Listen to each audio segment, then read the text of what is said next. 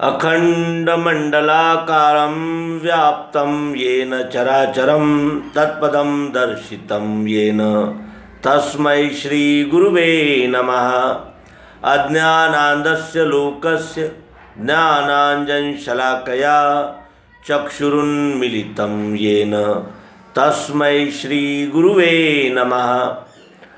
सर्वांग योग भाष्य का अवलोकन हम सब कर रहे हैं और सर्वांग योग का ये भाष्य केंद्रीय अध्यात्म विज्ञानशाला ओंकारेश्वर के 5वें संचालक सिद्धाचार्य डॉक्टर श्री जीवनानंद जी चैतन्य इन्होंने प्रस्तुत किया है। आइए अब जानते हैं अध्याय 6वें अध्याय में हमें आत्मा का परिचय प्राप्त करना है। आपसे पुनः निवेदन है कि वस्तु अपने समक्ष रखकर ही इस प्रयोग को जाने और समझे। अब अक्षर आत्मा को जानने की सुरीतिये लखाते हैं, इसे लेना श्रद्धा से सात्विकी ही है। क्षर विराट विश्वरूप परमात्मा का सगुण साकार स्वरूप है। उसका दर्शन 5 ज्ञानेंद्रियों और 6वें साधन मन के द्वारा हो जाने के बाद उसका कार्य विराम हुआ। विश्वरूप ब्रह्मांड के 5 तत्व ही मानव पिंड शरीर में 5 ज्ञानेंद्रियां और त्रिगुण की कल्पक संकल्पक विकल्पक स्वरूप से अपने व्यष्टि शरीर में मन है। अपने सजातीय व्यष्टि अंगों का प्रत्यक्षीकरण में अनुभव करके व्यष्टि के अंग समष्टि से अभिन्न अर्थात अनन्य सिद्ध हुए। उसके आगे 7वां साधन हमारे पास बुद्धि है। उसके द्वारा सद्गुरु ने बतलाई हुई परंपरा प्राप्त गीता अध्याय 4 के 1 से 3 श्लोक तक बताए अनुसार सुरीति अर्थात प्रत्यक्षीकरण की सरल सुनिश्चित रीति से सद्गुरु लखाते हैं। क्षर विराट अर्थात साकार का लक्ष्य कराते समय देखना निज बुद्धि से यह कहा था। अब व्यष्टि की निज बुद्धि से अक्षर आत्मा को नहीं जाना जा सकता। सद्गुरु अपनी प्रकाश बुद्धि देकर दिखाते हैं, तभी हम जान सकेंगे। भगवान श्री कृष्ण जी ने भी वो बुद्धि योग देता हूँ जिससे वे मुझ में मिले, यह गीता के अध्याय 10 के 10वें श्लोक में अर्जुन को भी अपनी अनुभव बुद्धि देकर देखने को कहा है। क्षर का अनुभव करते समय देखना, देखो आदि शब्द आए हैं। देखना स्थूल साकार क्षर स्वरूप का इंद्रिय मन से होता है। जानना सूक्ष्म रूप बुद्धि से अक्षर आत्मा का होता है। देखने जानने का क्षर अक्षर का 8वां जीवात्मा अपने में धारण करके प्रविष्टुम अर्थात तद्रूपता का अर्थात अनन्यता का अखंड अनुभव करता है। संपूर्ण विश्व की लीला इसी क्षर में जिस हो रही, उसमें जो बैठी है कि अस्थि भांति प्रियत्व से। परमात्मा विश्व रूप की जिस क्षर अष्टधा प्रकृति में उत्पत्ति स्थिति और लय की अनादि अखंड लीला हो रही है, उसी क्षर प्रकृति में जो अस्थि भांति प्रियत्व से परिपूर्ण एक रस ठोस कुटस्थ व्याप्त है, उसी का नाम अक्षरात्मा मिठास निराकार निर्गुण ब्रह्म है। वेदों के नेति का शेष वस्तु की उपलब्धि वो, उसी का भास सर्वत्र हो रहा दृश्य मात्र में।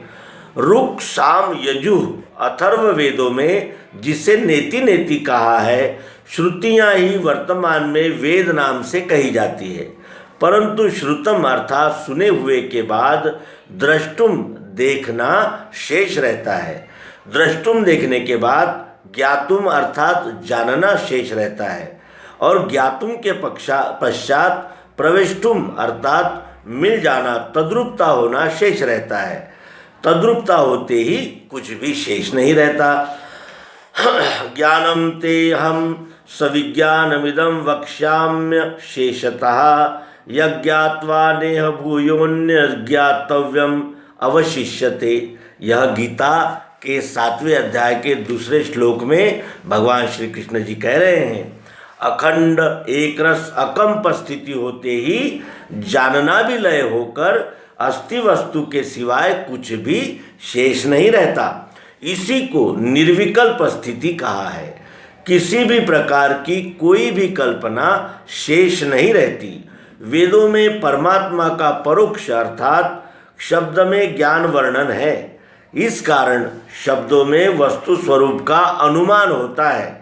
प्रत्यक्ष अर्थात अपरोक्ष उपलब्धि निशेष स्थिति नहीं होती है। अज्ञान हृदय ग्रंथि निशेष विलयस्तथा समाधिना विकल्पेन यदा द्वैतात्म दर्शनम। यह श्री आदि शंकराचार्य विवेक चूड़ामणि के 354वें श्लोक में कहते हैं। और इसमें भी निज स्वरूप की उपलब्धि निश्चय में शेष अर्थात द्वैत भाव नहीं रहता। सुनने के बाद देखना और देखने के बाद जानना और जानने के पश्चात लय होना शेष रहता है। लय अर्थात मिल जाने के बाद शेष कुछ भी नहीं रहता। तो इसी का गीता के अध्याय 11 के 54वें श्लोक में ज्ञातुम द्रष्टुम च तत्वेन प्रवेष्टुम च परंतप ऐसा कहा है। जो अक्षर ब्रह्म रूप से कण कण से लेकर संपूर्ण दृश्य अर्थात क्षर भाव में उपलब्ध होकर भास रही है, वो मिठास यही आत्मा है निराकार जानना। वस्तु के स्वाद में भी वो भरी है प्रिय रूप से। जिसे अक्षर आत्मा कहा है वही मिठास अस्थि भांति प्रियत्व से वस्तु के स्वाद में भी एक रस परिपूर्ण भरी अर्थात अंतर्बाह्य कूटस्थ व्याप्त है। उसी को निराकार नाम से कहा है। निराकार कहने का आशय यह है कि जो निरा आकार रूप है, सब स्वरूप विभिन्न आकार प्रकार दृश्य स्वरूप धारण किए हैं। निराकारम सर्वाकारम निर्निमित्तम निरंजनम। इसी कारण इस निराकार को सर्वाकार कहा है। स्वाद या रस का अधिष्ठान होने से यह प्रिय भाव नीम करेला आदि कड़वे स्वाद में भी वह प्रियता दिखती है। मिठास को ही इच्छा देखूं निज स्वरूप में, तो क्या देख सकती है नेत्रों से निज रूप को। यदि मिठास अर्थात प्रियत्व अपना निज रूप स्थूल नेत्रों से अर्थात चर्म चक्षुओं से देख लूं, यह इच्छा करे तो कालत्रय में भी मिठास अर्थात प्रियत्व स्थूल नेत्रों से नहीं दिख सकता। होते ही वृत्ति नेत्रों से देखना निज रूप तो दिखेगा विश्व ये सारा, यही उसका स्वरूप है। निराकार मिठास को अपने में की मिठास अर्थात प्रियत्व देखने की प्रबल तीव्र इच्छा होते ही वही कल्पना अनेक स्वरूपी होकर संपूर्ण दृश्य मात्र में अष्टविधि प्रकार से दिखेगी अर्थात दिखती है। और वही अस्थि ही भांति रूप से प्रकट होकर संपूर्ण दृश्य स्वरूप में प्रिय रूप से दिखती है। अस्थि का भांति रूप और प्रिय स्वरूप है। वेदों अर्थात श्रुतियों में विश्वरूप परमात्मा की पहचान कराने वाले अंगों के नाम और गुण लिखे हैं। उन्हीं अंगों की पहचान दिखाने वाला चराचर विश्व में मिलान करके देखने पर यही विश्वरूप परमात्मा है ऐसा निश्चय हो जाता है। बुद्धि के बल से होवे अस्तित्व सिद्ध वस्तु का, आँखों से देखना चाहे दिखेगा विश्वरूप ही। सद्गुरु ने व्यष्टि बुद्धि को अपना अनुभव बल सप्रयोग प्रत्यक्ष अर्थात साक्षात देने से उसी युक्ति बल के सामर्थ्य से सर्व में अपना हैपना यानी होना उपलब्धि इसकी सिद्धि प्राप्ति हुई। इसी को अणिमा महिमा लघिमा गरिमा प्राप्ति प्रकाम्य ईशत्व वशित्व नाम इस अष्ट सिद्धियों में की पांचवी सिद्धि कही है। यदि स्थूल नेत्रों से देखना चाहे तो साकार स्वरूप ही दिखता है। पंच ज्ञानेंद्रियों और छठवें मन से देखने की स्थूल दृष्टि, बुद्धि से देखने की सूक्ष्म अर्थात अक्षर दृष्टि, चित्त से देखने की कारण दृष्टि और सब मिलाकर समुच्चय दृष्टि अंतःकरण की महाकारण दृष्टि है। चित्त से देखने की कारण दृष्टि और सब मिलाकर समुच्चय दृष्टि अंतःकरण की महाकारण दृष्टि है। वस्तु का सत ज्ञान चारों मिलकर होता है। यह सब भास अक्षर के प्रकाश से महत ब्रह्म अर्थात अक्षर साम्यावस्था प्रकृति में होता है और सब यानी क्षर और अक्षर दोनों मिलकर ही पुरुषोत्तम पद है। नर नारायण का उत्तर क्रमांक 1118 देखिए। गुण दृष्टि से देखने पर क्षर सगुण साकार दिखता है, तो गुणातीत अर्थात गुण साम्या बुद्धि से स्थिर होकर देखने से अक्षर निर्गुण निराकार जाना जाता है। दोनों का लय पुरुषोत्तम परमात्मा में होता है। शब्द, स्पर्श, रूप, रस, गंध गुणत्रय आठों का जो लय स्थान साम्यावस्था जिसे कहे।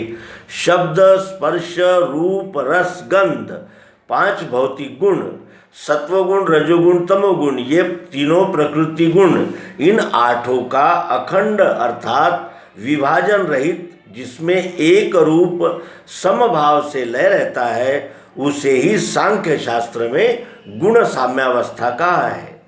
क्षर, सगुण, माया, अष्टधा प्रकृति, साकार, अपरा, क्षेत्र आदि नाम इसी गुण साम्यावस्था के हैं। उसी में जो रहे स्थायी अभिन्न गर्भ रूप से ज्ञानियों को भासती है साक्षित्व भाव से वही। उसी गुण साम्यावस्था अर्थात अष्टधा प्रकृति में उससे अलग नहीं अभिन्न गर्भ रूप से अर्थात ओत प्रोत एक रस अखंड अचल स्थायी व्यापकर स्थित है, जिसका परोक्ष ज्ञान से भास मात्र होता है। हम उस निर्गुण ब्रह्म को परोक्ष ज्ञानी जन परोक्ष ज्ञान के साक्षी भाव से भासमान है ऐसा मानते हैं, परंतु अपरोक्ष ज्ञान से विज्ञानी जन जानते हैं। मानना अनुमान है तो जानना साक्षात्कार है। हर क्षण परिवर्तन होते हुए जिसका हैपना रहता है उसे ही अस्तित्व कहते हैं। यही ईश्वर संज्ञा से अक्षर रूप स्वरूप में नित्य शुद्ध अजस्थायी स्थित है साक्षी भाव से। संपूर्ण दृश्य मात्र क्षर स्वरूप का ऐश्वर्य करता होने से कर्म दृष्टि से इसी अक्षर ब्रह्म को ईश्वर नाम से तत्वदर्शियों ने कहा है। कर्म दृष्टि से ईश्वर और ज्ञान दृष्टि से आत्मा यह अक्षर ब्रह्म के ही नाम है। अक्षर रूप से क्षर रूप में अक्षर रूप से क्षर स्वरूप में यही एक अरूप अनाम निराकार नाम से व्याप्त कर धारण किए हैं। अरूप इसलिए कहा जिसका कोई रूप विशेष नहीं, अर्थात सर्वनाम और रूपों में विविध आकार प्रकारों में वही होने से निराकार भी उसी का नाम है। ब्रह्मेव सर्वनामानि रूपाणि विविधानि च कर्मण्यपि समग्रानि विभर्दति श्रुतिर्जगौ। यह अनुगीता के 50वें श्लोक का उदाहरण देते हुए स्वामी जी कहते हैं कि संपूर्ण नाम, संपूर्ण कर्म, उत्पत्ति, स्थिति, लय, विविध रूप ब्रह्म ही धारण करता है। इसलिए सर्व में सर्वरूप वही है। सर्वशक्ति इसी में है, ज्ञानी का ध्येय है यही। कर्मारंभ जताने को संज्ञार्थ ओम कहे श्रुति। पंच तत्व त्रिगुणों को धारण करने वाली अष्टधा प्रकृति और अष्टधा प्रकृति रूपी शक्ति से ही उत्पत्ति, स्थिति, लय की कार्य शक्ति अर्थात त्रिगुणों की प्रेरक क्रिया शक्ति इसी में होने और अपने सामर्थ्य से क्षर भाव धारण करने से इसे सर्वशक्तिमान कहा है। अक्षर ब्रह्म के प्रकाश की स्फुरण शक्ति का धक्का लगते ही क्षर चक्र घूमने लगता है। ज्ञानी पुरुषों का ध्येय इसी अक्षर ब्रह्म की प्राप्ति करना है। क्षर शक्ति है तो अक्षर ब्रह्म शक्तिमान है। सर्व प्रकार के शुभ कर्म करते समय शुभ सूचक होने से कर्म में सफलता रूपी सुख शांति प्राप्ति हेतु ओम यह परमात्मा का नाम लेकर कर्म प्रारंभ करने को वेदों में अर्थात श्रुति ग्रंथों में कहा है। ओम इति ब्रह्म ओम इति इदम सर्वम, ये तैत्तरीय उपनिषद के पहले अध्याय का 8वां श्लोक और विचिंतयेत ओंकार मात्रम सचराचरम जगत, यह अध्यात्म रामायण में कहा हुआ है। इस प्रकार सर्व कर्म करते हुए ओम यह सर्वश्रेष्ठ नाम चराचर सृष्टि के रूप में दिखने वाले परमात्मा विश्वरूप का ही है।